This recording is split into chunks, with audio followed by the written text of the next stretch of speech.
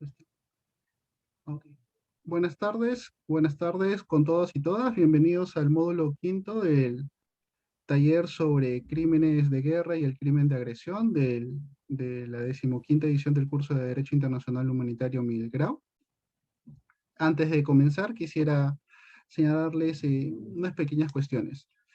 En la última evaluación se ha identificado que algunas personas han dado los exámenes en los mismos tiempos por parte de las mismas instituciones y cometiendo los mismos aciertos y errores. Se ha pedido de manera personal a estas personas que por favor brinden los descargos correspondientes. Como ustedes podrán ver desde la guía del participante, que está colgada en el aula virtual desde el inicio del curso, entre las sanciones por un presunto plagio o copia está no solamente poner cero, sino también eh, el retiro del propio curso. Así que recordamos a todos y todas las participantes que por favor las evaluaciones evidentemente son de naturaleza personal.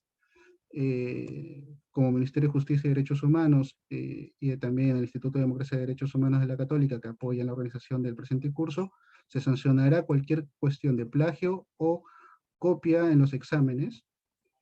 Así que por favor tomen en cuenta también que algunas de sus instituciones han pedido que se les informe sobre los participantes que efectivamente culminen exitosamente el presente curso.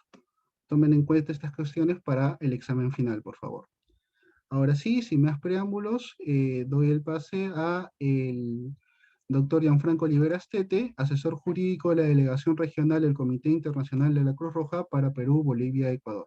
Adelante, Gianfranco. Muchas gracias, Hugo. Buenas tardes con todos y todas. En esta ocasión, siguiendo un poco la dinámica de la semana anterior, la cual conversamos sobre derecho internacional humanitario y pudimos ver algunos aspectos vinculados a cuándo aplica el DIH, especialmente lo que es el ámbito de aplicación material, la calificación, qué es un CANI, qué es un CAI. Entonces, en ese sentido, varias de las consultas que quedaron la semana pasada también estaban vinculadas un poco a entender no solo el ámbito de aplicación material del derecho internacional humanitario, sino su relación con el derecho internacional de los derechos humanos. Entonces, vamos a dar inicio en esta sesión con una breve introducción a algunos aspectos vinculados a la relación de IH-DIDH, más desde un punto de vista operacional, digamos, como en terreno, en momentos donde ocurre ya una situación de conflicto armado, puede haber cierta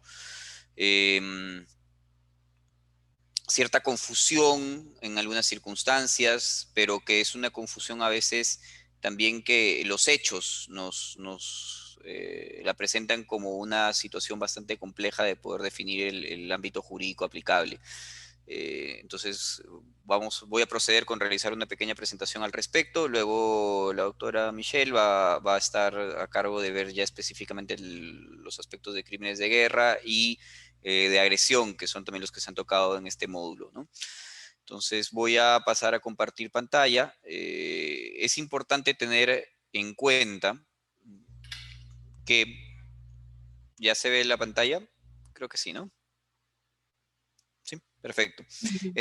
Entonces, es importante tener en cuenta que para poder entender que se está en una situación en la cual se puede dar crímenes de guerra, es porque se está en el marco de una situación de conflicto armado. Entonces, para poder nosotros entender exactamente cuándo estamos en una situación de conflicto armado, tenemos que poder hacer esta calificación inicial que conversamos la semana pasada, ya sea porque nos encontramos en una circunstancia de CAI en la cual hay un conflicto armado entre dos estados, o una circunstancia de CANI en la cual hay un conflicto armado entre un grupo armado organizado y el estado, o entre dos grupos armados organizados. Ahora, una de los grandes debates y en general de las dudas que surgen en esas circunstancias es, ok, y si decidimos, o sea, ya calificamos el contexto y decimos que hay aplicación del derecho internacional humanitario, ¿cómo es que va a conjugar esto con el derecho internacional de los derechos humanos? Entonces, para ello es que me permití hacer un poco alguna de estas ideas iniciales, algunas de las cuales ya trabajamos la clase pasada, pero que es importante que quede bastante claro, ¿no? La aplicación del derecho internacional humanitario, cuando nosotros hablamos que se da una circunstancia de conflicto armado y como tal se va a aplicar el DIH, no va a excluir que se apliquen las normas del derecho nacional.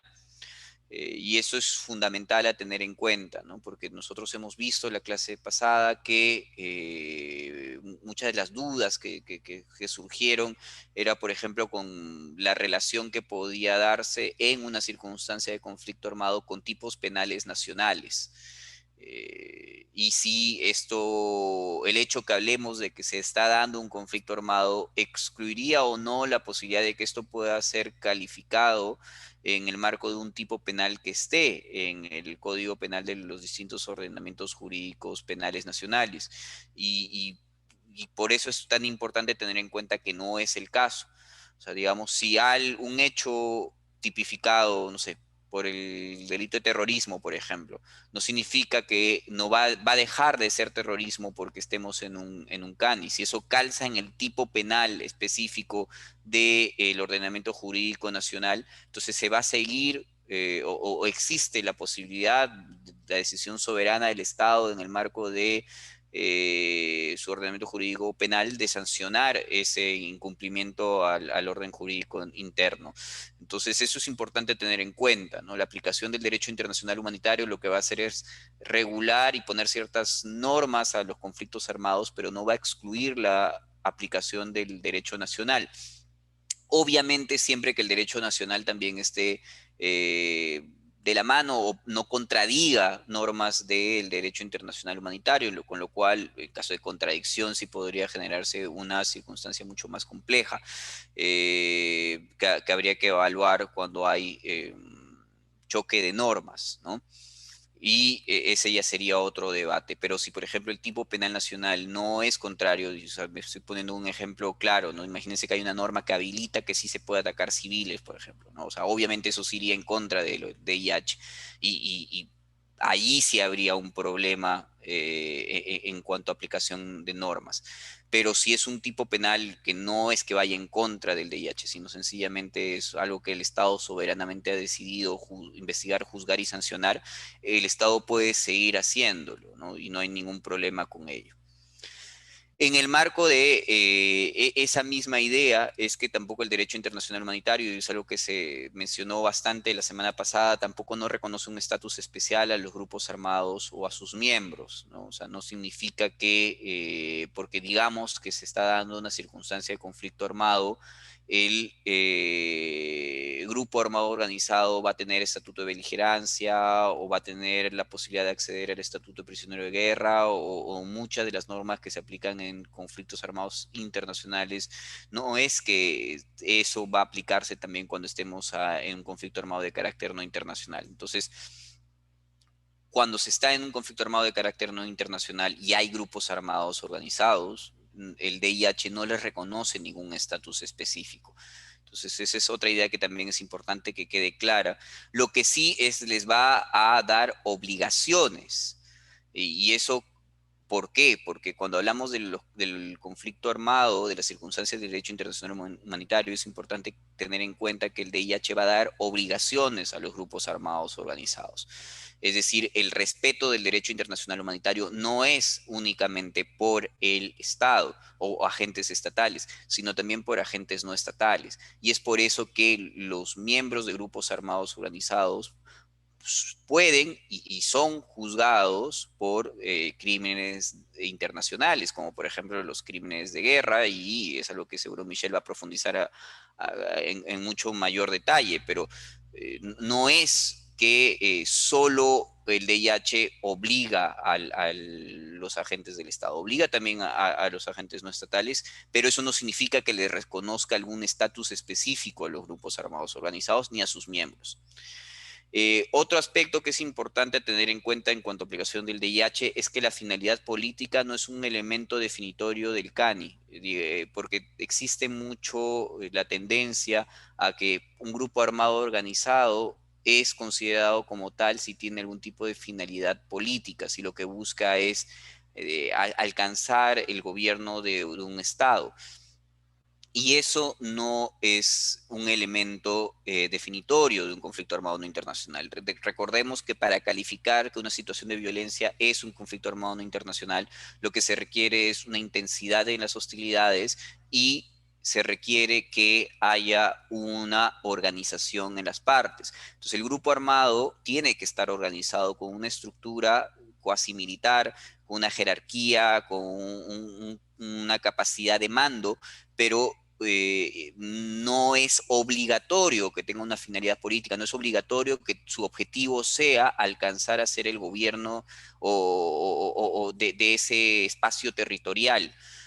Puede ser que haya grupos armados organizados que no tengan esta finalidad y que puede ser que tengan finalidad económica, étnica, religiosa y puede variar. O sea, la diversidad de grupos armados organizados en el mundo es muy extensa. Entonces ese es otro punto que hay que tener en cuenta. Para determinar un CANI es intensidad de las hostilidades, con las características que vimos la semana pasada, organización de las partes que se enfrentan con las características que vimos de la semana pasada y la finalidad política de un grupo armado organizado puede ser una característica que nos ayude a pensar que quizás ese grupo está organizado porque tiene una ideología específica de alcanzar el poder, pero eso no significa que sea un elemento definitorio, ¿no? Para determinar que nos encontramos en un conflicto armado. Entonces eso es bien importante tener en cuenta porque cada vez y hoy en día los debates son más comunes porque los grupos armados organizados están cambiando mucho. Entonces, no necesariamente los grupos armados organizados clásicos, que eran grupos con una ideología política de un lado o de otro, que lo que buscaban alcanzar el poder, son lo que más hay hoy en día, ¿no? Hoy en día hay una diversidad enorme de grupos armados organizados con diversidad de motivaciones y es importante tenerlo en cuenta. Y el otro factor que en estos 10 minutos que quiero tomar adicionales, voy a pasar a profundizar más, es la idea de que la aplicación del derecho internacional humanitario, así como no excluye la aplicación de normas nacionales, tampoco excluye la aplicación del derecho internacional de los derechos humanos. Entonces, no significa que cuando estemos hablando de una situación de conflicto armado, porque se aplique DIH ya no se aplican derechos humanos. No significa que porque estemos en una situación de conflicto armado donde se pueden cometer crímenes de guerra, ya no se van a cometer crímenes de lesa humanidad, por ejemplo.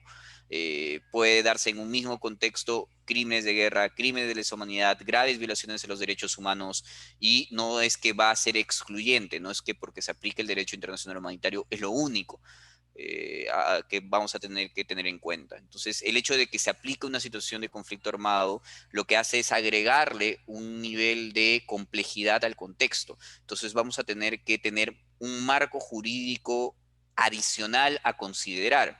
Entonces, en una circunstancia de conflicto armado, además de considerar el ordenamiento nacional, además de considerar el derecho internacional de los derechos humanos, vamos a tener que considerar al derecho internacional humanitario, pero no significa que el derecho internacional humanitario va a excluir el resto de ordenamientos jurídicos que ya se van a venir aplicando.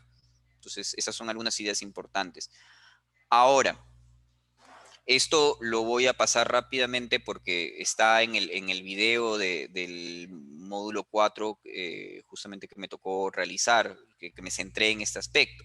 Les invito a que por favor puedan revisarlo con detalle nuevamente porque estos principios de conducción de hostilidades es lo que nos va a llevar a entender cómo es que se realizan operaciones militares en el marco de conflictos armados, ¿no? O conducción de hostilidades, que son normas nuevamente que van a vincular a los agentes estatales y a los agentes no estatales. Entonces esos principios de conducción de hostilidades nos permiten entender eh, qué es lo que en el marco de un conflicto armado está permitido y no está permitido cuando se dan enfrentamientos. Y eso es importante tener en cuenta, porque estas normas en general, estos principios de conducción de hostilidades, los vamos a encontrar en el protocolo primero, en uno específico, el de distinción en el protocolo adicional segundo, y en normas consuetudinarias. Pero la idea de conducción de hostilidades en sí, por ejemplo, no la vamos a encontrar en el artículo 3 común, porque el artículo 3 común lo que hace hasta cierto punto es ver lo que se debe hacer con personas que están bajo el poder de las partes en el conflicto, que es distinto, y quizás en la parte de Michelle, quizás con crímenes de guerra se van a ver, porque hay distintos crímenes de guerra distintos. Hay crímenes de guerra que es cuando uno tiene una parte en su poder, por ejemplo, cuando uno captura a un detenido, cuando uno entra a un pueblo y tiene poder o tiene posibilidad de ejercer poder sobre civiles, que, por ejemplo, cuando uno va a realizar un ataque, un bombardeo. Entonces, cuando uno va a realizar un bombardeo, no es que esté bajo su poder esas personas, lo cual no significa que se pueda afectar a civiles también en un bombardeo, obviamente. Puede ser que sí, porque el bombardeo se dé a un blanco que no es lícito, por ejemplo, que eso sería el principio de distinción. Se ataca a civiles o bienes civiles en vez de objetivos militares, o incluso cuando se ataca a bienes legítimos o lícitos, cuando se ataca un objetivo militar, la ventaja militar concreta y directa de ese ataque no es suficientemente alta frente al daño incidental que se crea, es decir, frente a la afectación a civiles que se da. Entonces, incluso cuando se respeta el principio de distinción atacando un objetivo militar, puede ser que haya afectaciones a civiles y que sean excesivas en relación a la ventaja militar concreta y directa y se genere una afectación al DIH y que eso podría llevar como consecuencia también un crimen de guerra.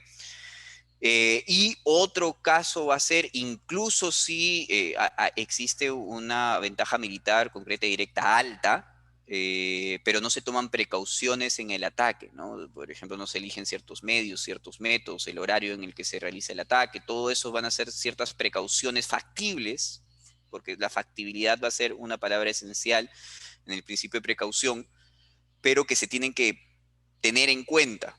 Entonces, todo esto son principios de conducción de hostilidades cuando se van a realizar ataques, que es distinto a la protección que se tiene cuando hay personas que están bajo la custodia de una parte en el conflicto, ¿no? Que eso va a estar más pensado en lo que está regulado en el artículo 3 común, ¿no? Entonces, si nosotros vemos en el artículo 3 común en los convenios de Ginebra, estoy haciendo referencia prácticamente siempre a normas que se aplican especialmente en CANI, pero todo esto es tanto CAI o CANI, se comparten. En realidad, si nosotros vemos las normas consuetudinarias, todo lo que les estoy mencionando se aplica tanto en CAI como en CANI.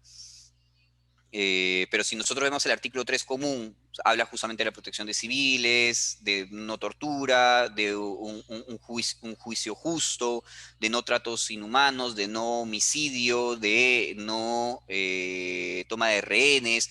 Todas esas son acciones cuando uno está bajo el poder o está controlando a una persona o un grupo de personas, que es distinto a estos principios de conducción de hostilidades donde no necesariamente uno controla a personas, puede realizar un ataque incluso a muchos kilómetros de distancia.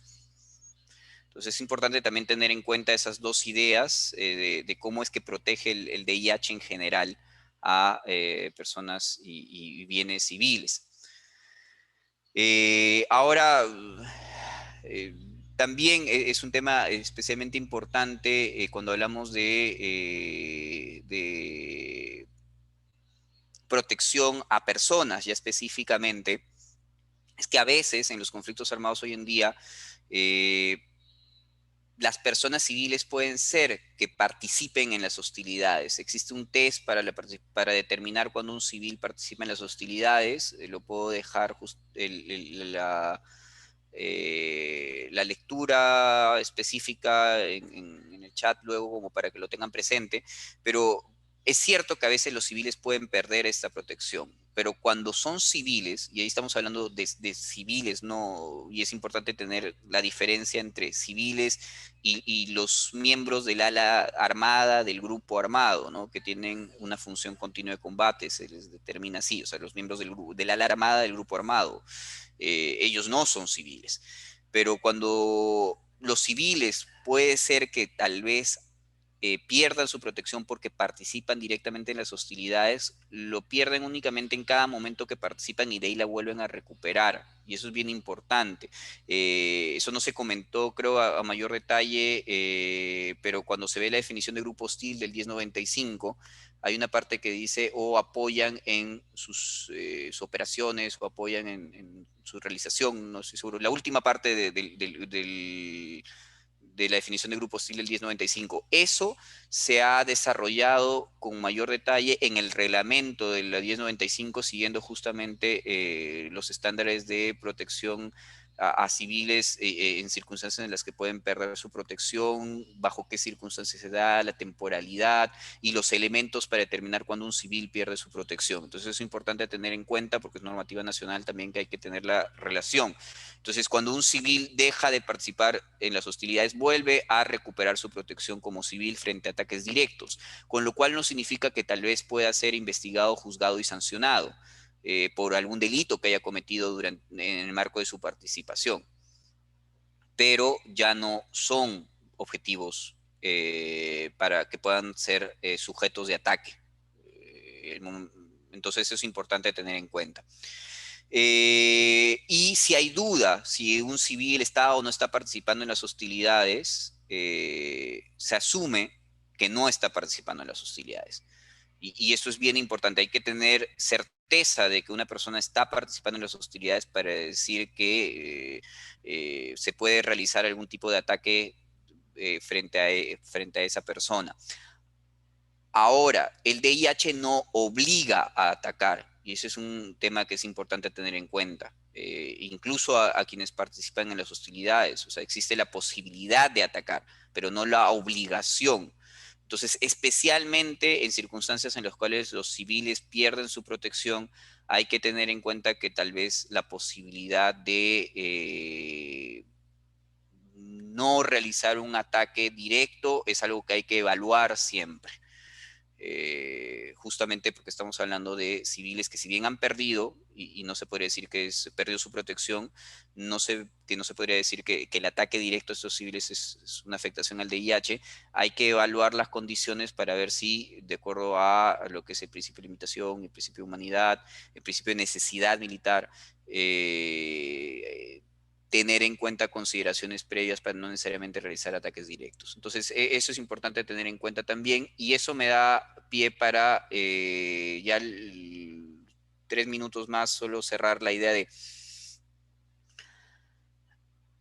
cuando hablamos de la relación esta de DIH, DIDH y todos esos temas operacionales que les he presentado, por ejemplo, el último aspecto, ¿no? Que puede ser tan complicado cuando civiles participan en las hostilidades.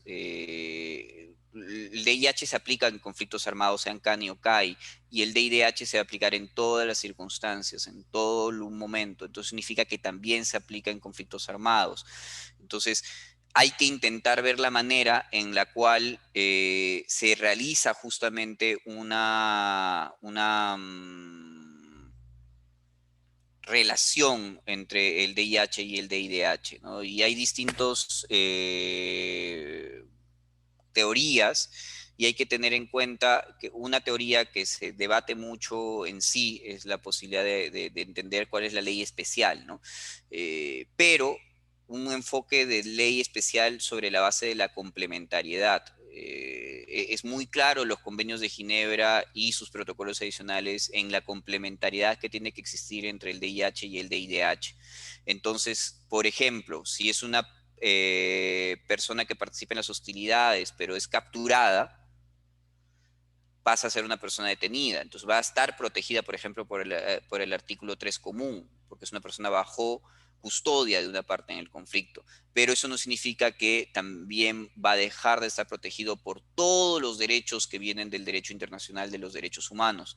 Y, por ejemplo, todos los temas de detención están bastante bien regulados en el derecho internacional de los derechos humanos, por ejemplo, tanto en jurisprudencia, tanto en tratados, como también en normas de soft law con muy alto reconocimiento, como las reglas de Mandela, por ejemplo.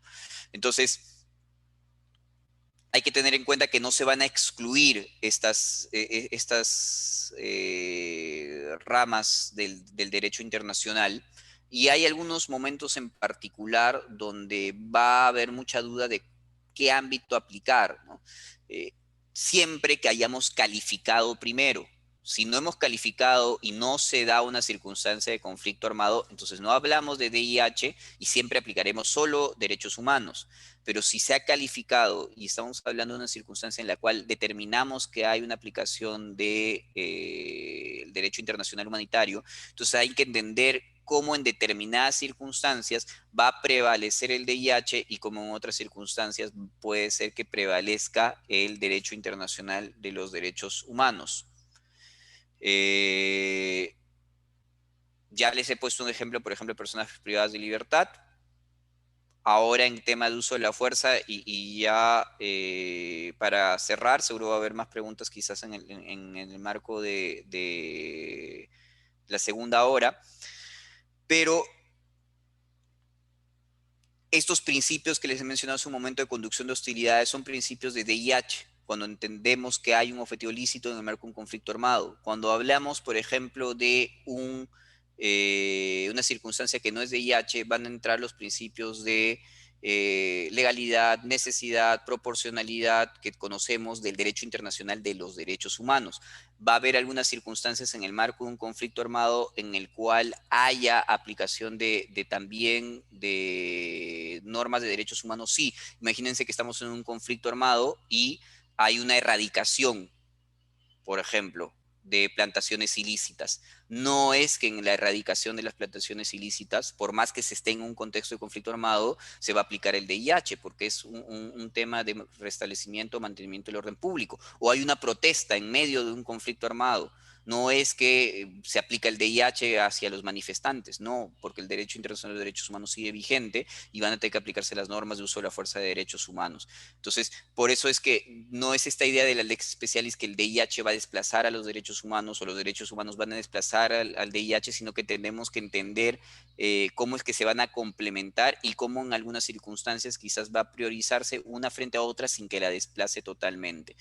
Sé que es un tema complejo, quizás con las preguntas se puede desarrollar un poco más, pero el objetivo de la presentación era un poco como hay dudas, hay circunstancias complejas. Lo primero que va es en la determinación del ámbito de aplicación material y conforme a eso vamos a tener que ir resolviendo, conociendo muy bien ambas ramas del derecho internacional. Porque frente a el desconocimiento de esto se puede generar circunstancias de desprotección a las personas. Muchas gracias. Muchas gracias, Gianfranco. A continuación, la doctora Michelle Reyes, profesora ordinaria de Derecho Penal Internacional y Derecho Internacional Público de la Facultad de Derecho de la PUC y profesora en la Maestría de Derechos Humanos de la misma Casa de Estudios. Adelante, Michelle, por favor.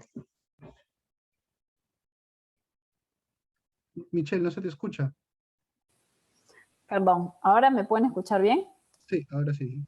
Bueno, muchas gracias, muchísimas gracias a todos y todas y muchísimas gracias, Gianfranco, por esa introducción. Creo que fue súper importante tener aquellos aspectos introductorios cuando hablamos sobre crímenes de guerra, que implica aspectos introductorios no solo a la categoría como tal, voy a entrar a eso ahora en unos minutos, sino aspectos introductorios a esta relación tan importante entre el DIH y el DIDH.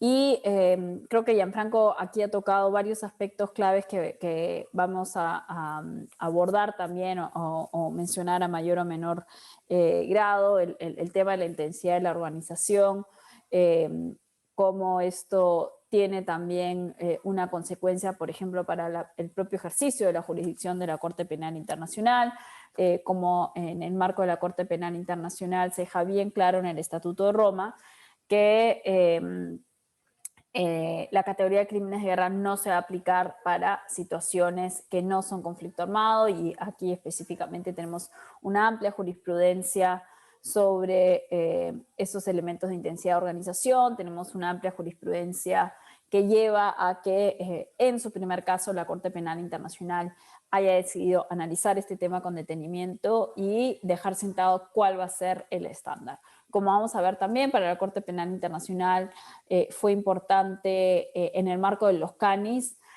hacer una precisión desde su primer caso en torno a el ejercicio de la jurisdicción en el marco de CANIS bajo artículo 3 común o CANIS bajo protocolo adicional segundo. Si bien el Estatuto de Roma en el artículo 8 distingue para efectos únicamente de ordenar el artículo entre CANIS del umbral del artículo 3 o CANIS del umbral del protocolo adicional segundo, no es una distinción que va a tener mayor relevancia en cuanto al ejercicio de la jurisdicción de la CPI. La CPI, al momento de analizar si tiene jurisdicción para aplicar el artículo 8 sobre crímenes de guerra, cuando haga el análisis de CANI, la única distinción que va a hacer sobre si sería un umbral de protocolo adicional segundo, si sería un umbral de artículo 3 común, sería para ver qué parte del artículo 8 aplicar, ¿no? Pero no va a ser esa distinción tan tajante como sí vemos en el DIH, y ahora lo vamos a ver y espero que se entienda un poco más. Muy bien, vamos a compartir pantalla. Les ruego que me puedan confirmar cuando se pueda revisar la pantalla. Se me adelantó varias cositas acá. Sí, ¿Pueden ver mi pantalla? Sí. Muy bien, Sí. muchas gracias. Entonces, vamos a ¿qué hora es? Para tener... muy bien, Gianfranco, solo te pasaste unos 15 minutos nada más. Mentira, yo siempre hago lo mismo, me la devolvió por varias. Algunos aspectos introductorios con cariño, sobre aspectos conceptuales de los crímenes de guerra, y algunas ideas introductorias que ya mencionó Gianfranco, ¿no? Algunas son bastante obvias, pero creo que es importante dejarlas sentadas, ¿no? La primera, la condición esencial para la existencia de un crimen de guerra es la existencia de un conflicto armado, evidentemente sea internacional o sea no internacional, y como analizaremos en unos minutos, esto fue un gran logro del Estatuto de Roma que crea la Corte Penal Internacional, ¿no? Dejar sentado de una buena vez en el Estatuto que los crímenes de guerra se pueden cometer en un CANI, y tuvimos mucha jurisprudencia y mucho camino recorrido en el derecho penal internacional para que ya a 1998, cuando se adopta el Estatuto de Roma, no quedara ninguna duda al respecto, ¿no?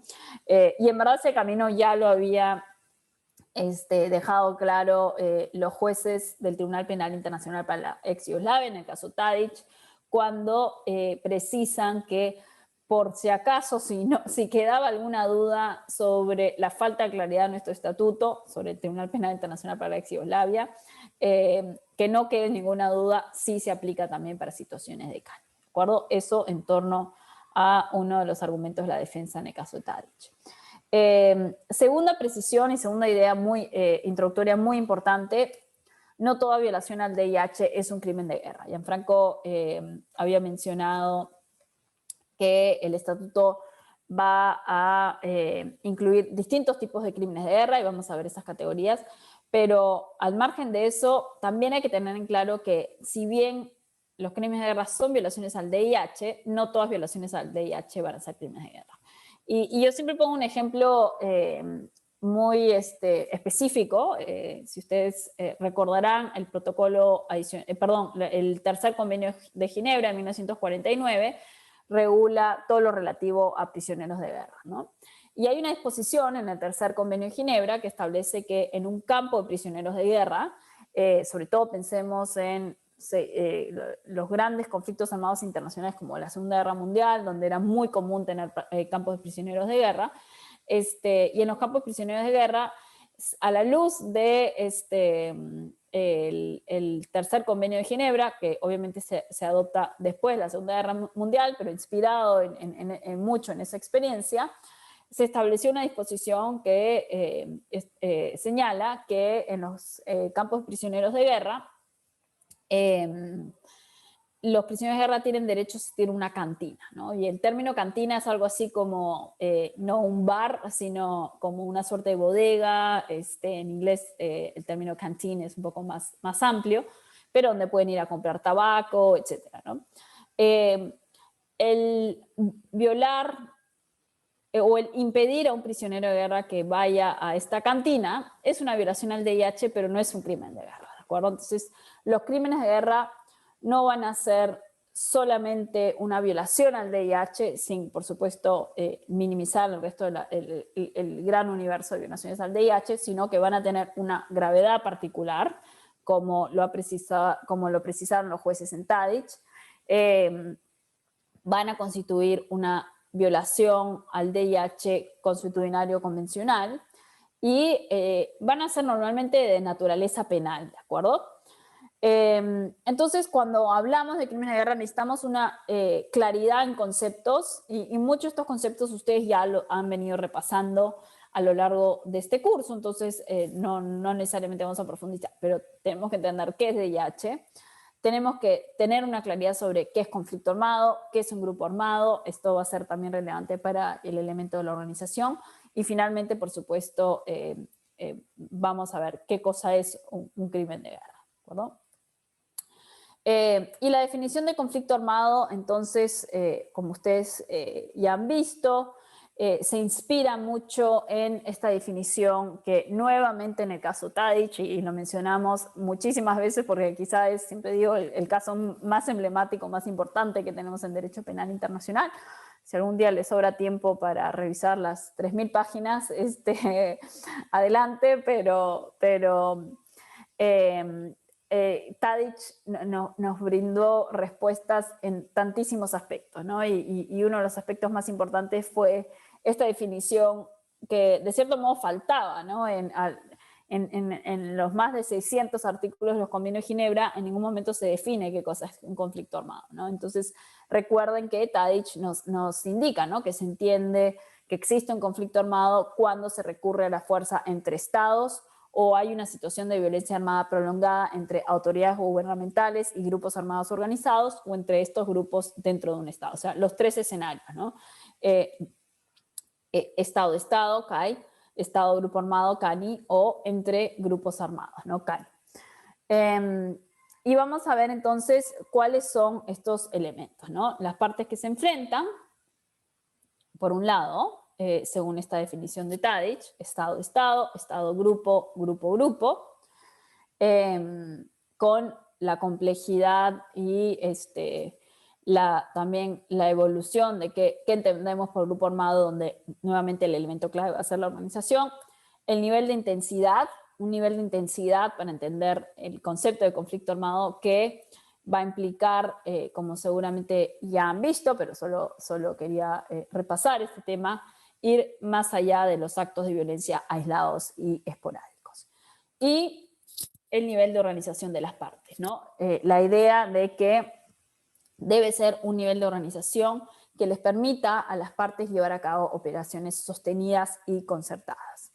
Y aquí una precisión importante que también ha hecho la jurisprudencia: los grupos armados pueden ejercer un control mínimo sobre el territorio, pero no va a ser necesariamente un factor determinante para el elemento constitutivo, ¿de acuerdo? Disculpen que estoy con dos pantallas, siento una DJ, un poco estoy con dos teclados, pero estoy tratando de poder brindar toda la información requerida sin agobiarlos con tanta información. Aquí los animo a revisar este párrafo, es el párrafo 209 del primer caso que llevó la Corte Penal Internacional, el caso del fiscal contra Tomás Lubanga en la situación de República Democrática del Congo, donde, como ven, se inspiran en esa definición de Tadić, ¿no? Y señalan, está en inglés, pero vamos a hacer una traducción rápida, dice: la sala considera que un grupo armado puede ser internacional si se lleva a cabo entre 2 o más estados.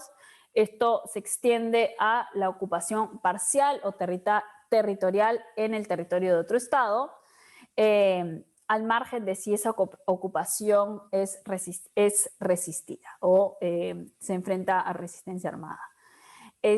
Además, un conflicto armado no internacional que se lleva a cabo en el territorio de un estado podrá convertirse en un CANI internacionalizado o, dependiendo de las circunstancias, ser internacional paralelamente a un CANI, a un conflicto armado no internacional, si otro estado interviene en el conflicto a través de sus tropas, de intervención directa, o si alguno de los participantes en el CANI, en el conflicto armado no internacional, actúa en representación de otro estado, una intervención indirecta, y aquí también bastante jurisprudencia sobre qué cosa hace de un CANI internacionalizado.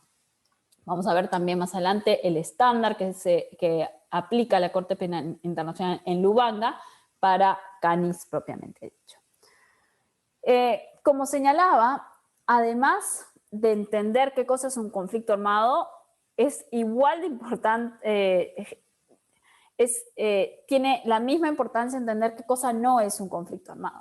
Y es tal el nivel de importancia que esto se menciona expresamente en el artículo 8 del Estatuto de Roma que crea la Corte Penal Internacional. El artículo 8, recordemos que es el artículo en torno a crímenes de guerra.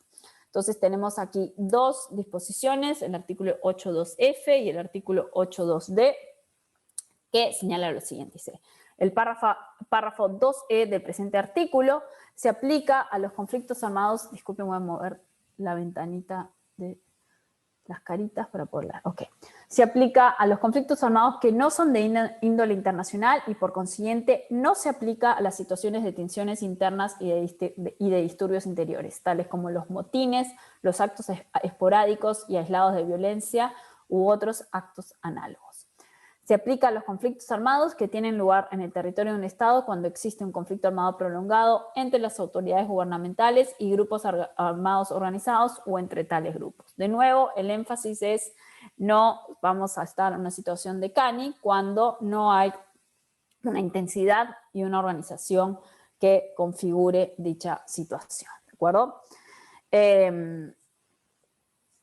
Pero, nuevamente, la única distinción que va a haber en el estatuto sobre si es un CANI artículo 3 o si es un CANI de protocolo adicional segundo, va a ser para ver cómo aplicar el artículo 8. No es que va a aplicar regímenes diferenciados, propiamente dicho, para un CANI de artículo 3 o para un CANI de artículo 8. Ahí un poco de jurisprudencia. Por ejemplo, les menciono un caso, es una demanda de inconstitucionalidad contra el artículo 135 y la ley 599 del año 2000 y contra varias disposiciones del Código Penal y Código Penal Militar en Colombia. Esta es una sentencia de la Corte Constitucional de abril del 2007, donde también recogen este aspecto. Dice, en el caso de los conflictos armados internos, el adjetivo prolongado busca excluir de esta definición los casos de meros disturbios civiles, revueltas esporádicas o actos terroristas aislados. Esta definición se refleja en lo dispuesto en el artículo 1 del Protocolo Adicional 2 sobre su ámbito de aplicación material. Y hacen referencia en esta sentencia a el Estatuto Roma de la CPI. Lo voy a saltear, pero como vemos, incluso ya hace 15 años se estaba citando este estándar para efectos de los elementos de un CANI.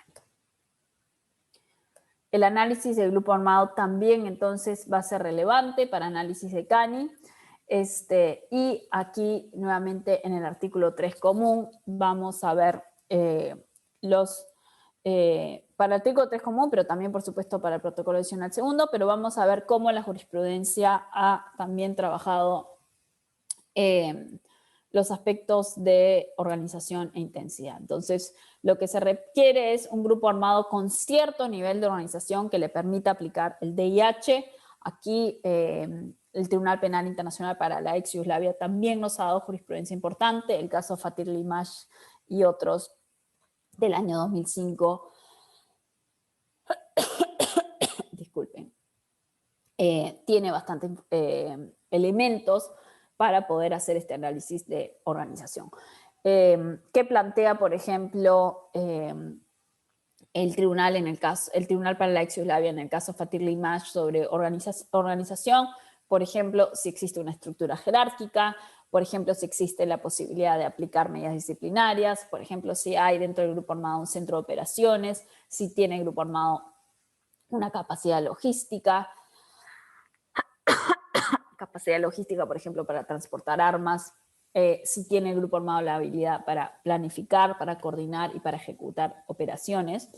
Y el elemento de la intensidad de la violencia, también en el caso Fatih Limash, también en el caso Tadic, nos brinda el Tribunal Penal Internacional para la ex Yugoslavia algunos factores indicativos. Factores indicativos como, por ejemplo, el número, la duración y la intensidad de los enfrentamientos, el tipo de armamento y equipos utilizados, el número de participantes en las hostilidades, el grado de destrucción, el número de desplazados, si hubo un involucramiento o no del Consejo de Seguridad, por ejemplo, como otro factor, etc. Entonces, de nuevo, cuando medimos estos elementos de organización e intensidad, miremos a lo que la jurisprudencia nos ha brindado para poder hacer ese análisis, que muchas veces va a ser casuístico, pero que tenemos todo un bagaje, todo un antecedente jurisprudencial importante al respecto. Y finalmente, para análisis de grupo armado, también tenemos los criterios del protocolo adicional segundo. Repito nuevamente, para el Estatuto de Roma, la relevancia entre si es un CANI artículo 3 o protocolo adicional segundo no va a ser tan importante, sino únicamente para efectos de saber qué parte del artículo 8 aplicar. En el protocolo adicional 2 ya nos planteaban varios elementos, que se trata, por supuesto, en el marco del DIH tenemos un estándar más elevado cuando es un CANI a la luz del protocolo adicional segundo, y en el DPI esto es únicamente indicativo para ver cómo aplicar el artículo 8, ¿no? Entonces, les recuerdo ahí, tienen en pantalla los elementos del protocolo adicional segundo, ¿no? Fuerzas armadas contra el grupo armado, un grupo armado con un mando responsable, con un control mínimo sobre un territorio y con la posibilidad de realizar operaciones militares sostenidas y concertadas para aplicar. En conclusión, el Estatuto de Roma no requiere este estándar para determinar el CANI, eso ya lo plantearon ni siquiera en la decisión, ni siquiera en la sentencia de Lubanga, sino en la decisión sobre confirmación de cargos, ¿de acuerdo? Entonces les pongo ahí el extracto, lo que señaló la Corte en el año 2007, en la confirmación de cargos. Estoy leyendo el párrafo 233 y 234 de la confirmación de cargos del caso Lubanga del 29 de enero de 2007. Dice, como consecuencia, el involucramiento de los grupos armados con algún nivel de organización y con la capacidad o habilidad de planificar y llevar a cabo operaciones militares sostenidas permitirían que un conflicto armado pueda ser caracterizado como un conflicto armado no internacional. So it follows that the involvement of armed groups with some degree of organization, un nivel de organización, and the ability to plan and carry out, y la habilidad para planificar y llevar a cabo sustained military operations, ahí el elemento de la intensidad también, operaciones militares sostenidas, would allow for the conflict, permitiría el conflicto to be characterized as an armed conflict, not of an international character. ¿De acuerdo?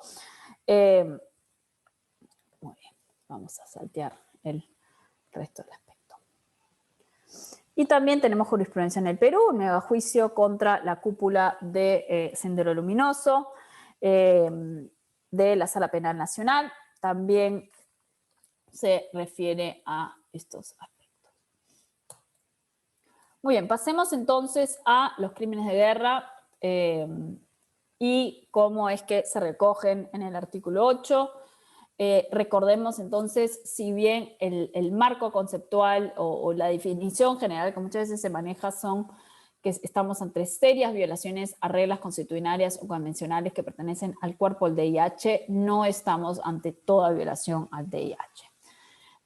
pueden ser cometidas en el marco de un CAI o un CANI, y el Estatuto de Roma va a materializar todo ese desarrollo jurisprudencial y sentar de una buena vez, dejar plasmado de una buena vez esta constatación de que en el marco de un CANI se pueden cometer crímenes de guerra.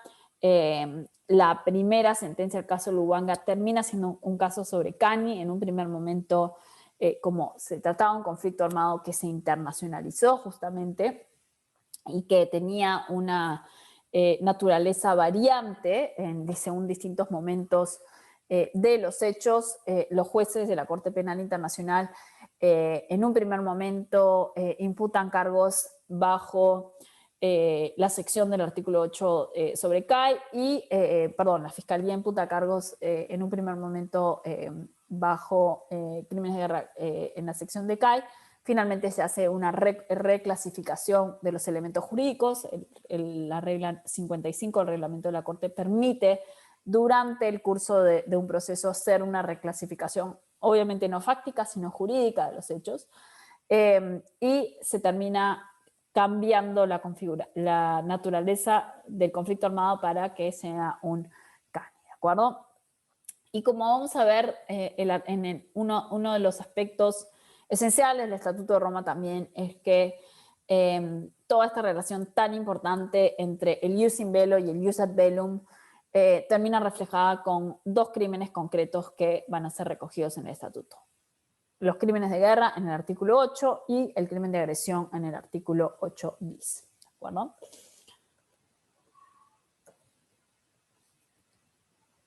Perdón, que me saltan todas estas ventanitas de chats y cosas y no logro leer mi propia presentación. Muy bien. Ahora, para poder extrapolar esta evolución de violaciones al DIH a crímenes de guerra, un rol esencial que se va a cumplir va a ser la tarea de la tipificación de estos instrumentos y la implementación de estos instrumentos dentro de los ordenamientos internos. Entonces, para pasar de seria violación al DIH a crimen de guerra, vamos a tener la tipificación internacional en normas convencionales y en normas consuetudinarias. ¿Y por qué esto es relevante? Porque la gran mayoría de instrumentos en DIH tradicionalmente carecían de una propia denominación de crímenes de guerra. Recién con los convenios de Ginebra vamos a tener una clasificación en torno a esta categoría de infracciones graves, de hacer una distinción entre en el marco del universo total de crímenes de guerra, poder hacer una distinción entre aquellos de una mayor gravedad. En los convenios de Ginebra los conocemos como las infracciones graves, solamente aplicables para CAI, pero teníamos un antecedente, por supuesto, en el Estatuto de los Tribunales Militares Internacionales de Nuremberg y de Tokio, donde ya se hablaba de crímenes de guerra. ¿Y por qué es tan importante este paso que da los convenios de Ginebra en hacer esta distinción? Porque con respecto a la categoría de infracciones graves, los convenios de Ginebra van a establecer mecanismos específicos de represión, ¿de acuerdo?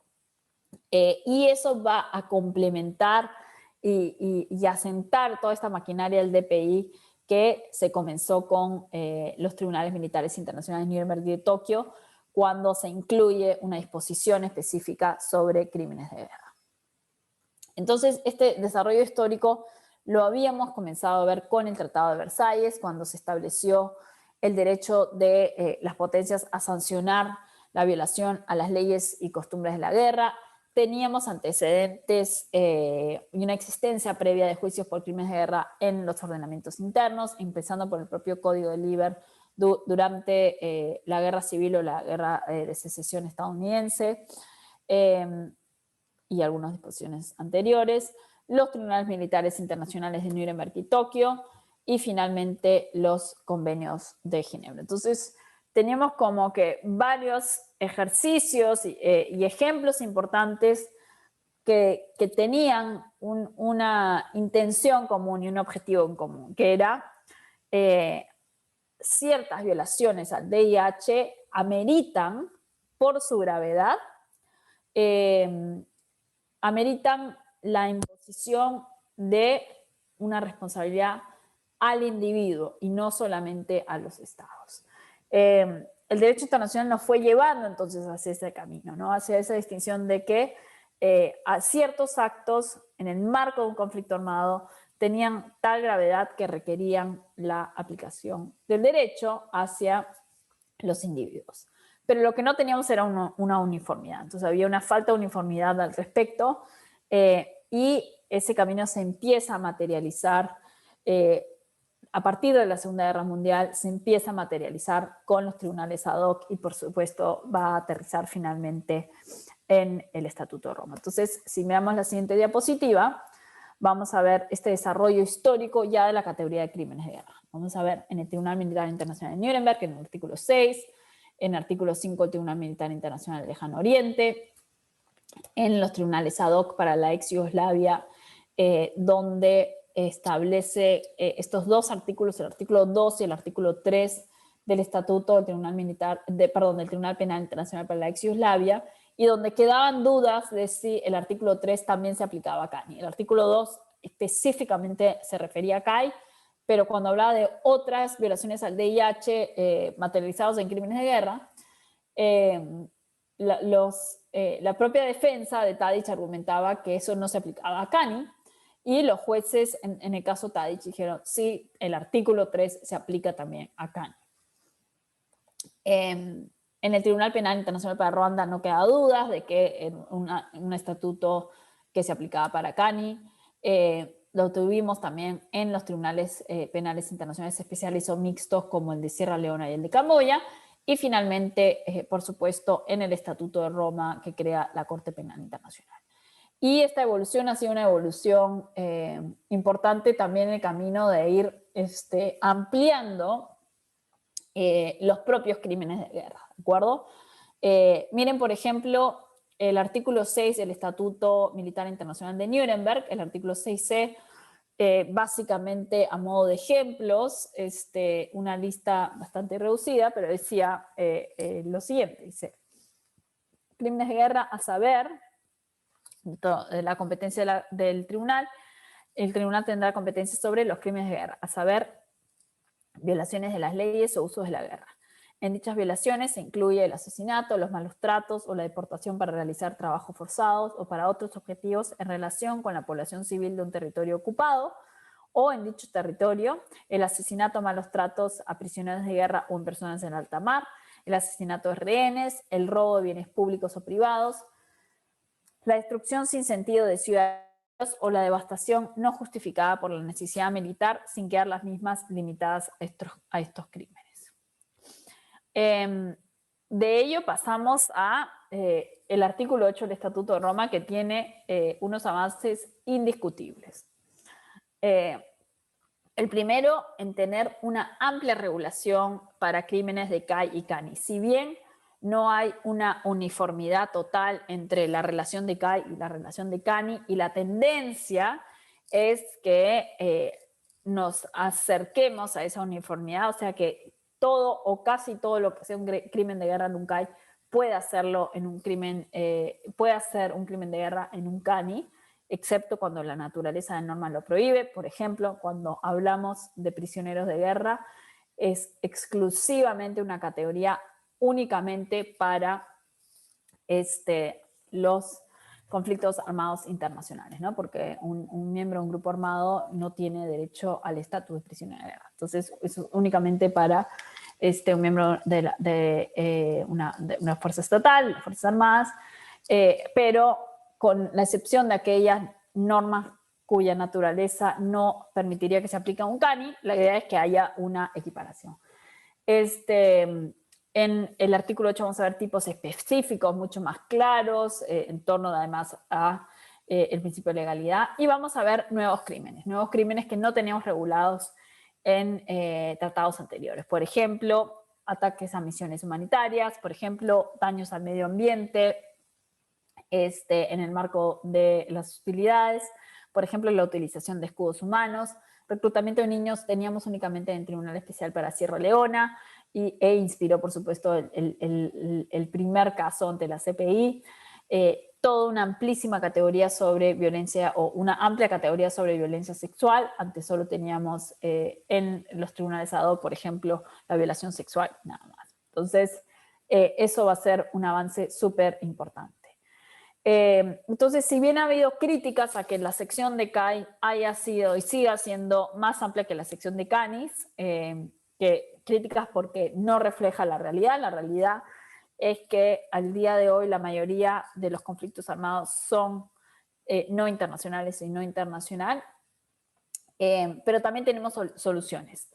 Tenemos soluciones que se han dado a través de enmiendas al Estatuto de Roma. La primera gran enmienda se dio en la Conferencia de Revisión de Kampala en el año 2010, cuando se incorporan tres crímenes de guerra específicos que solo estaban en CAI a la sección de CANI, y se han dado unas enmiendas posteriores de nuevo con ese objetivo, ¿no? Entonces, por ejemplo, una de las enmiendas era que el empleo de armas láser cegadoras, que era un crimen de guerra en el CAI, también sea un crimen de guerra a la luz del CANI. Entonces, casi todas las enmiendas que se están dando al estatuto, por el momento se han dado en torno a, sobre crímenes de guerra, por el momento se han dado en torno a el empleo de armas prohibidas, por ejemplo. Y aquí una presión importante es que en la implementación, o sea, cuando el estatuto es incorporado dentro de los ordenamientos internos, la tendencia es eliminar la distinción CAI y CANI, excepto cuando la norma, la naturaleza de la norma lo impide. El ejemplo que di anteriormente sobre el estatus de prisioneros de guerra. Entonces, por ejemplo, en el proyecto de reforma del nuevo Código Penal en el Perú tenemos una gran tarea pendiente aún sobre implementación del Estatuto de Roma, varios proyectos del año 2003, pero el último proyecto, tanto en lo que se quedó en el 2015-2016 en torno al proyecto de nuevo Código Penal, como a unos avances importantes que se ha hecho a nivel del Ejecutivo, la distinción no sigue esa relación del artículo 8 de una sección de CAI y una sección de CANI, sino básicamente establece, ¿no? Cuando se comete un crimen de guerra, ¡pum!, ¿no? Excepto, y se hace la prisión cuando la naturaleza de la norma lo impide. Otra característica es que, como dijimos, para que se aplique el artículo 8 no se requiere este umbral tan elevado de protocolo adicional segundo, se puede aplicar, por supuesto, en un CANI de artículo 3 común. Y finalmente, bueno, ya lo dijimos, no siempre duplicidad en CAI y CANI. Y finalmente, una acotación muy importante para hacer cuando ustedes revisen el artículo 8 del Estatuto de Roma. Y es que el sombrerito, que sé que término usar en castellano, el chapeau, el sombrerito del artículo 8, tiene un lenguaje que pareciera apuntar a los elementos de conflictos, de crímenes de lesa humanidad, porque se refiere a sistematicidad y generalidad, mejor dicho, se refiere a gran escala o plano política, lo vamos a ver ahora. Este chapeau del artículo 8 únicamente se menciona como un efecto, como una medida para delimitar la jurisdicción limitada de la Corte. Entonces, miren cuál es el chapeau del artículo 8. Dice, en particular, cuando se cometa, o sea, la Corte tendrá jurisdicción sobre los siguientes crímenes de guerra, en particular cuando se cometan como parte de un plan o política o como parte de la comisión en gran escala de tales crímenes. Entonces, alguien lee esto y dice, bueno, pero acá se están refiriendo a sistematicidad o generalidad. ¿Por qué introducir esos elementos en crímenes de guerra cuando son elementos de crímenes de lesa humanidad? Aquí las dos palabras clave son las dos primeras, en particular.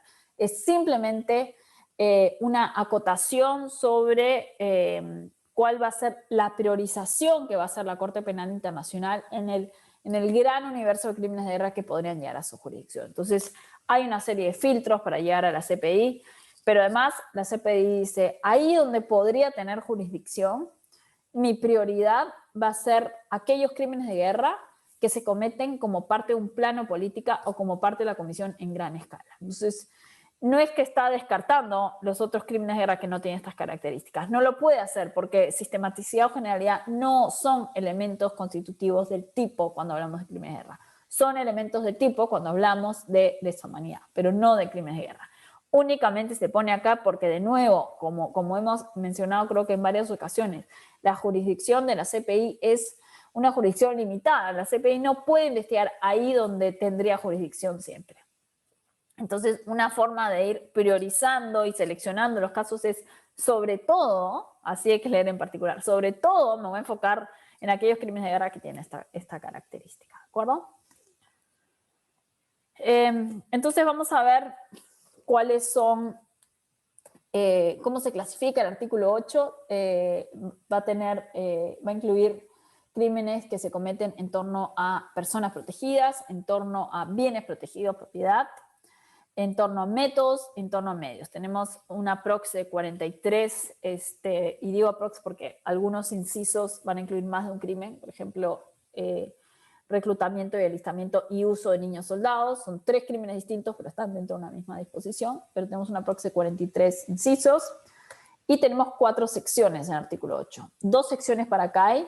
¿Por qué? Porque las divide nuevamente entre lo que conocíamos como infracciones graves y lo que conocemos como otras violaciones graves de las leyes y usos aplicables en los conflictos armados internacionales, y CANI, violaciones al artículo 3 común y protocolo adicional segundo. Entonces, todo el universo de el VIH en cuanto a estándares, en cuanto a umbrales, lo va a aplicar en el artículo 8. Aquí una disposición específica sobre armas nucleares no están incluidas específicamente en el Estatuto de Roma, armas químicas y biológicas. Algunas disposiciones se pueden aplicar para armas químicas y biológicas. Entonces, de nuevo no logro leer mi propia disposición, perdón, mi propio título por estas ventanitas, pero elementos de configuración creo que dicen ahí, muy bien. El Tribunal Penal Internacional para la Ex Yugoslavia ya lo dejó sentado. En el caso Tadic, y son 4 requisitos para la configuración del elemento material: que se trate de una violación de una regla del VIH, que sea de carácter consuetudinaria o esté recogida convencionalmente, que sea una grave violación al VIH y que dé lugar a la responsabilidad penal internacional del individuo. Y estos elementos fueron recogidos por los elementos de los crímenes. Los elementos de los crímenes son por decir, anexo necesario que uno tiene que leer cuando lee el Estatuto de Roma. El Estatuto de Roma siempre hay que leerlo con los elementos de los crímenes al lado, porque los elementos de los crímenes son esta guía para los jueces y los operadores jurídicos de cómo ir dotando de contenido a los crímenes que están en el estatuto. Entonces, en los elementos de los crímenes que se adoptaron en el año 2001, podemos ver cómo se debe leer el artículo 8. Dice, el juez debe constatar la existencia de un conflicto armado, el juez debe calificar el conflicto armado, determinar si es CAI o CANI, únicamente para saber qué parte del artículo 8 aplicar. El juez debe constatar el estatus de la víctima, si es una persona protegida o no, ahí con un asterisco para el caso Entaganda también. Debe establecerse un nexo entre la conducta del presunto autor y el conflicto armado, absolutamente indispensable. Aquí hay jurisprudencia muy interesante sobre cómo entender el nexo, les recomiendo ver el caso Entaganda. Y de nuevo, este chapeau del artículo 8, el de como parte de un plan sistemático generalizado, no entenderlo como un elemento constitutivo, sino simplemente como una forma de delimitar esa jurisdicción, ¿de acuerdo? Entonces, en los elementos de los crímenes nos establecen cómo leer el elemento material y el elemento subjetivo del tipo. Tiene que existir un conflicto armado, tiene que haber un nexo entre la conducta y el contexto de un conflicto armado, la conducta tiene que haber estado asociada con el conflicto armado, o sea, no necesariamente en el teatro de operaciones, pero sí asociada al conflicto armado, y tiene que haber sido dirigido contra cada persona. ¿Y cómo entender el elemento subjetivo del tipo. No estoy hablando de la categoría, no estoy hablando de la intención o del dolo para cometer el acto en sí, sino el elemento subjetivo de la categoría. Ay, perdón. Uy, ¿qué pasó?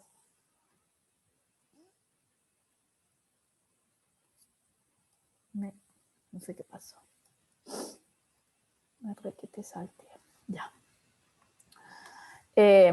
¿Cómo entenderlo? No se exige que el autor, que el perpetrador, analice jurídicamente la existencia del conflicto armado. No se exige que el perpetrador sea consciente de los hechos que determinen si un conflicto armado es CAI o CANI. O sea, al perpetrador, al momento de pensar en el elemento subjetivo, al perpetrador no le estamos pidiendo que haga un análisis jurídico de la situación. ¿Qué le estamos pidiendo? Que tenga un conocimiento del nexo entre su conducta y el conflicto armado, que entienda que su conducta se inserta en el marco de un conflicto armado, ¿de acuerdo? Y también que tenga conocimiento de las circunstancias fácticas que llevan a la protección de la víctima, que tenga un conocimiento fáctico de que la víctima sea una persona protegida, una persona fuera de combate. Muy bien. Creo que lo voy a dejar aquí. Iba a entrar en algunos aspectos jurisprudenciales, pero por cuestiones de tiempo quizá lo podemos abordar en la sección de preguntas y respuestas. Más bien le pregunto a los organizadores si tenemos unos 10 minutos para entrar a agresión o si prefieren pasar a a la sección de preguntas y respuestas. ¿Qué Michelle, prefieren? creería que mejor seguimos desarrollando el tema de agresión, cerramos la exposición con eso y ya de frente el tiempo que queda, las preguntas y respuestas. Gracias Hugo. Entonces, si me dan 2 segundos.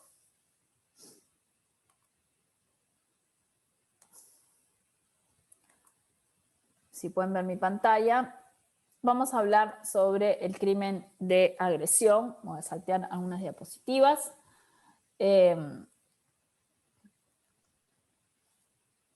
Gracias. Voy a saltear algunas diapositivas. ¿Me confirman si pueden ver mi pantalla? Las diapositivas, sí. Sí, gracias. El punto de partida de tener el crimen de agresión en el Estatuto de Roma es algo bastante simple. Y el punto de partida es, ¿por qué si en el derecho internacional está prohibido no solo el uso de la fuerza ilegal de un Estado contra otro Estado, sino el acto de agresión de un Estado contra otro Estado? ¿Por qué si teníamos eso incluso en Nuremberg como un crimen contra la paz? ¿Por qué no extrapolamos esa prohibición del derecho internacional de cometer un acto de agresión por parte de un Estado hacia la comisión del crimen de agresión imputable a un individuo? Cuando se negoció el Estatuto de Roma, se negoció con la idea de que el Estatuto de Roma tenga competencia sobre 4 categorías de crímenes internacionales: crímenes de guerra, crímenes de lesa humanidad, el crimen de genocidio y el crimen de agresión.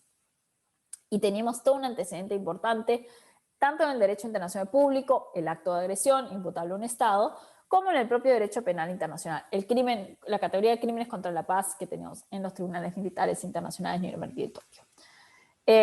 El problema fue que llegamos a la conferencia de Roma, que se realizó en el año 95, llegamos a las famosas PrepComs o las comisiones preparatorias antes de, a la conferencia de Roma en el año 98, las conferencias anteriores, las PrepComs o las conferencias preparatorias a esta conferencia de negociación que se dieron del 95 al 98, y no se llegó a lograr a un consenso de cómo definir el crimen de agresión.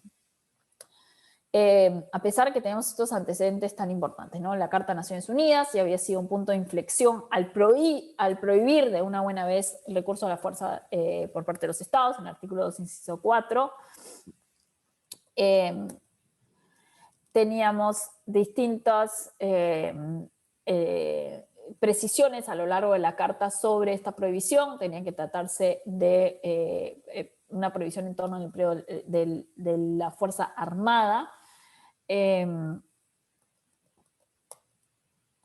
Y teníamos una precisión además importante sobre el ámbito territorial de la prohibición, en el artículo 2, inciso 4 de la Carta, que decía en sus relaciones internacionales, ¿de acuerdo? Cuando está dirigida contra la integridad territorial o independencia política de cualquier Estado o en cualquier forma incompatible con los propósitos de las Naciones Unidas. La idea detrás de este artículo es que el mantenimiento de la paz debe prevalecer en todos los supuestos. Sí, la Carta de Naciones Unidas planteaba algunas excepciones al uso de la fuerza, la legítima defensa, los mecanismos de seguridad colectiva y los acuerdos regionales. Perdón, porque creo que he puesto la versión más larga, pero aquí ya entramos al actual. Y como precisaba, teníamos estos, no solo el marco de la Carta de Naciones Unidas, sino una resolución muy importante a nivel del derecho internacional público, que es la resolución 3314 del año 74, que regulaba el acto de agresión. El acto de agresión es el uso de la fuerza armada de mayor envergadura cometida por parte de un Estado contra otro Estado, prohibida por la resolución 3314.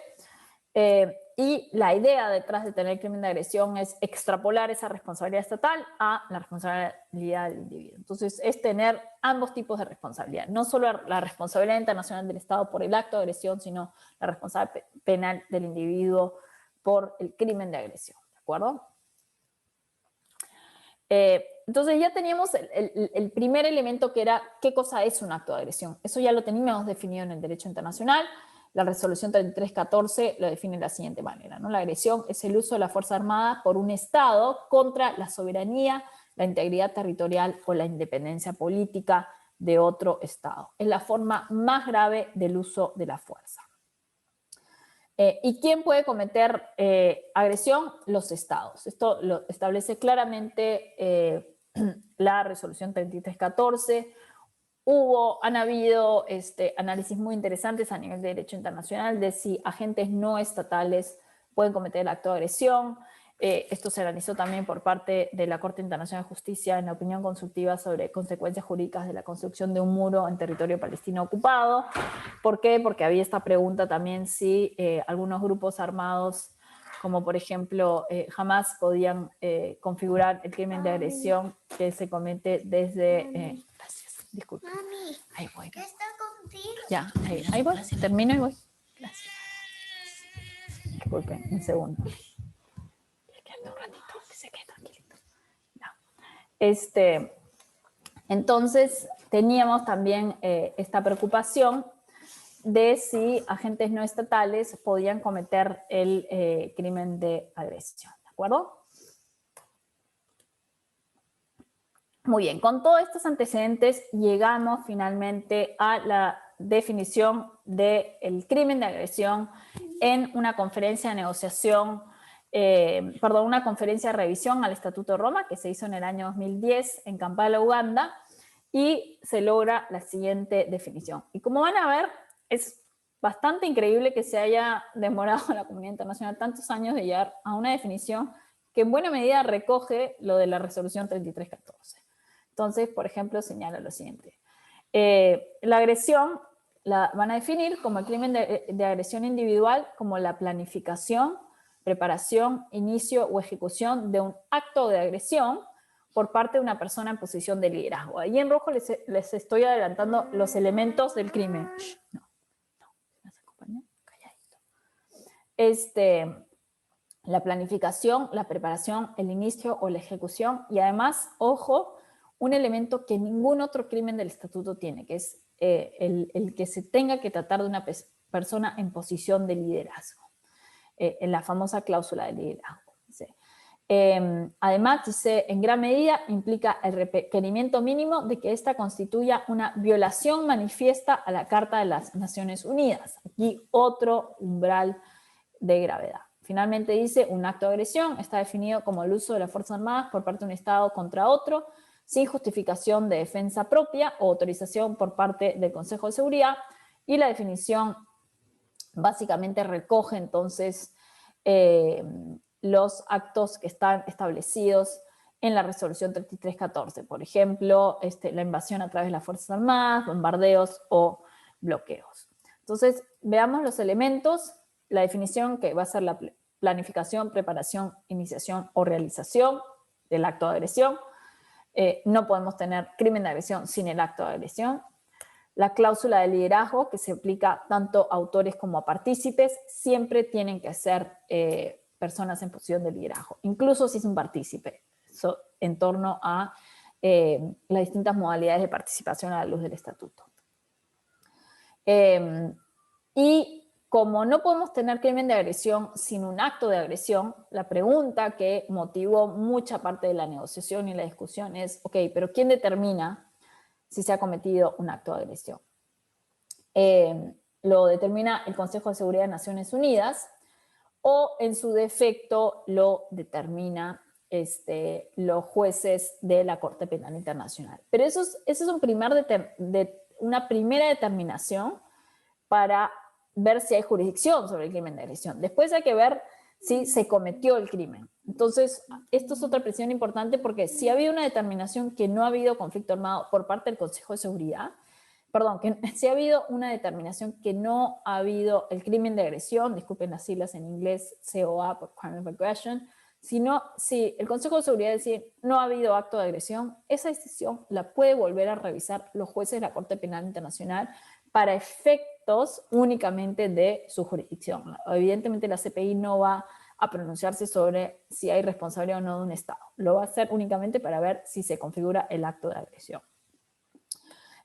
Atención al umbral, la naturaleza del acto de agresión tiene que ser una violación manifiesta de la Carta de Naciones Unidas, manifiesta como por sus características, gravedad y escala. Entonces, es un umbral más elevado que la propia resolución 3314, que no tenía este umbral de tanta gravedad. Y finalmente, elemento subjetivo mens rea es que el perpetrador o autor tenga conocimiento de las circunstancias de incompatibilidad del uso de la fuerza con la Carta de Naciones Unidas. Entonces, un umbral ya muy alto.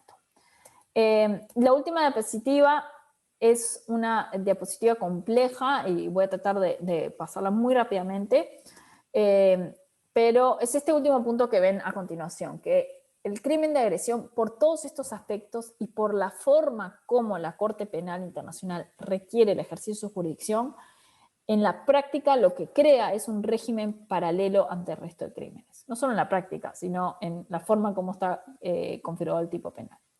¿Por qué? Porque ustedes saben que para todos los otros crímenes, por ejemplo, si el nacional de un Estado que no es parte comete el crimen en el territorio de un Estado parte, se configura, hay jurisdicción, basta con que se dé o la jurisdicción territorial o la jurisdicción por la nacionalidad del autor. O si el nacional de un Estado parte comete un crimen en el territorio de un Estado no parte, igual hay jurisdicción. Para el crimen de agresión no se va a dar esa circunstancia, porque para el crimen de agresión se requiere todos los siguientes checks. Que el Estado víctima y el Estado agresor, vamos a llamarlos así, ambos sean Estados partes al Estatuto de Roma. Que el Estado víctima y el Estado agresor ambos hayan ratificado además la enmienda sobre el crimen de agresión, la enmienda de Kampala. Y que ninguno de los dos haya ejercido una declaración que le permite suspender la jurisdicción de la Corte por el crimen de agresión. O sea, toda una serie de garantías para que la Corte no ejerza su jurisdicción o su competencia sobre el crimen de agresión. Entonces, primero había un montón de negociación sobre cómo iba a entrar en vigor, cómo se iba a activar la competencia. Eso vamos a saltearlo, solamente decir que la Corte desde el año 2018 ya puede ejercer jurisdicción sobre el crimen de agresión, pero que hay dos regímenes paralelos. Uno es el actual artículo 15 bis, que es cuando una situación es referida por un Estado parte o iniciada de oficio por la fiscal, donde los requisitos son los siguientes. Repito, el Estado agresor y el Estado agredido tienen que ser parte del estatuto, tienen que haber reconocido la enmienda y tienen que no haber ejercido esta declaración de extraerse de la jurisdicción Finalmente, si es una revisión por parte del Consejo de Seguridad, se puede aplicar la jurisdicción más allá de la nacionalidad del perpetrador o si es un Estado parte o no del estatuto. Ahí se aplican las reglas generales del ejercicio del Consejo de Seguridad, de la remisión del Consejo de Seguridad. Pero como ven, es un crimen cuya negociación fue compleja por 3 motivos. Uno, ¿cómo lo definimos? Finalmente, después de toda esa negociación, se volvió a la definición de acto de agresión de la resolución 3314. 2, cómo activamos la competencia de la Corte, cuántas ratificaciones se requieren. Ahí hubo toda una negociación además sobre si una vez que se activara entrada en vigor para todos los estados partes o únicamente para los que ratificaban la enmienda, según 2 lecturas distintas de 2 disposiciones distintas del artículo 121 del estatuto.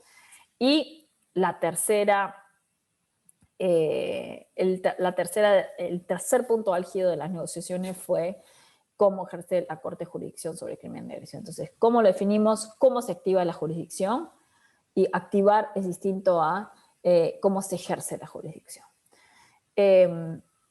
Bromeamos quienes participamos, bueno, quizá bromear no es la palabra más adecuada, pero nos preguntamos quienes participamos en esas negociaciones sobre el crimen de agresión. Personalmente me tocó en varias de esas negociaciones, la 6ª Comisión de la Asamblea General, si llegaríamos a ver en nuestras vidas la Corte ejerciendo su competencia sobre el crimen de agresión.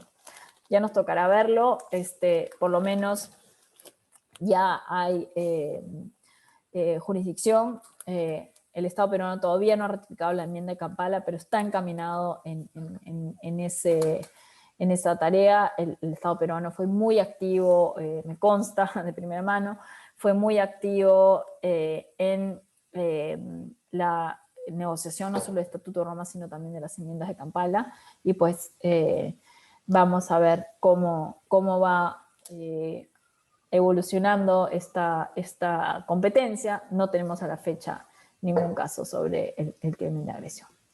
Lo dejamos acá y podemos tener un intercambio de preguntas y respuestas quizá en los 25 minutos que nos quedan. Gracias. Muchas gracias, Michelle. Agradecemos mucho la exposición. Me parece que necesitas un poco de agua. Sí, ahorita tomo, gracias. Ok. Las 2 primeras preguntas que tenemos son del mismo participante, el doctor Sandro Villanés. La primera creo que no se entiende muy claro. Él pone, en caso de organizaciones terroristas